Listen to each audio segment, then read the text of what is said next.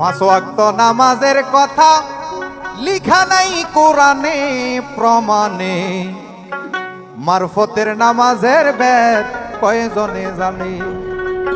এই নীল আকাশের নিচে, এই জমিনের উপরে অন্তত পক্ষে আমি হাফেজ কারি মাওলানা সৈয়দ গোলাম মঈনুদ্দিন এর সামনে কোন মুফতি মুহাদ্দিস শাইখুল হাদিস পাঁচ ওয়াক্ত নামাজ কোরআনে আছে প্রমাণ করতে পারবে না।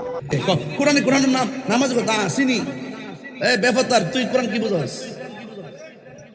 বেটা তুই কি বুঝাস?